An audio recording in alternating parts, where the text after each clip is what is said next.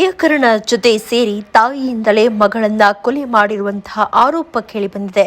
ಅಕ್ರಮ ಸಂಬಂಧ, ಮಗುವಿನ ಬಣ್ಣದ ಕಾರಣಕ್ಕೆ ಕೊಲೆ ಮಾಡಿದ್ದಾಳೆ ಹೆತ್ತ ತಾಯಿ ಎನ್ನುವಂತಹ ಆರೋಪ ಇದೆ. ಕಾಡುಗೋಡಿ ಠಾಣಾ ವ್ಯಾಪ್ತಿಯ ಸೀಗೇಹಳ್ಳಿ ವಿಲ್ಲಾದಲ್ಲಿ ಈ ಘಟನೆ ನಡೆದಿದೆ.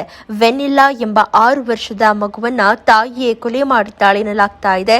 ಮಗು ಮೃತಪಟ್ಟು 3 ತಿಂಗಳ ಬಳಿಕ ಕೊಲೆ ಕೇಸ್ ದಾಖಲಾಗಿದೆ.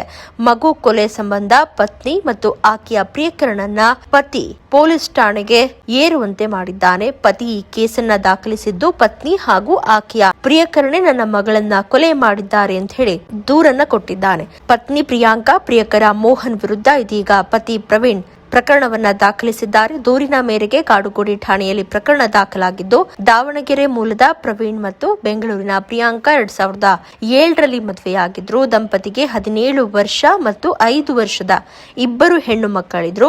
ಕೆಲ ವರ್ಷಗಳ ಹಿಂದೆ ಪ್ರಿಯಾಂಕಾಗೆ ಕಾಲೇಜಿನ ಗೆಳೆಯ ಮೋಹನ್ ಮತ್ತೆ ಸಿಕ್ಕಿದ್ದ. ಇಬ್ಬರ ನಡುವೆ ಹೆಚ್ಚು ಸಲುಗೆ ಬೆಳೆದು ಲಿವ್ ಇನ್ ನಲ್ಲಿದ್ರು.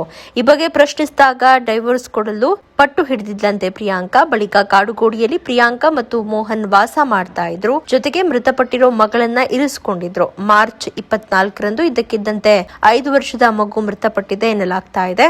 ಏನಾಯ್ತು ಅಂತ ಕೇಳಿದಾಗ, ಮಗುವಿಗೆ ಬಿರಿಯಾನಿ ಕೊಟ್ಟಿದ್ದೆ, ಮತ್ತೊಮ್ಮೆ ಮಗಳಿಗೆ ಐಸ್ ಕ್ರೀಮ್ ಕೊಟ್ಟು ಎಸಿ ಹಾಕಿ ಕಾರ್ನಲ್ಲಿ ಮಲಗಿಸಿದ್ದೆ.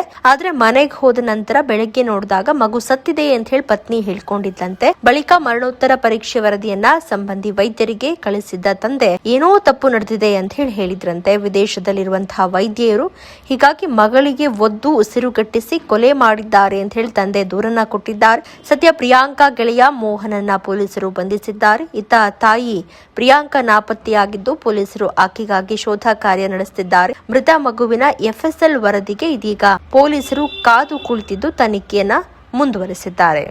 ನೀವು ಸಣ್ಣ ಆಗ್ಬೇಕಲ್ವಾ? ಅದು ಒಂದು ಉತ್ತಮ ಆಹಾರದಿಂದ ಸಣ್ಣ ಆಗ್ಬೇಕಲ್ವಾ? ಪ್ರತಿದಿನ ನಮ್ಮ ಜೀನಿ ಸ್ಲಿಮ್ ನ ಯೂಸ್ ಮಾಡಿ ಯಾವುದೇ ಸೈಡ್ ಎಫೆಕ್ಟ್ ಇಲ್ದಂಗೆ ನೀವು ಸಣ್ಣ ಆಗ್ತೀರಾ.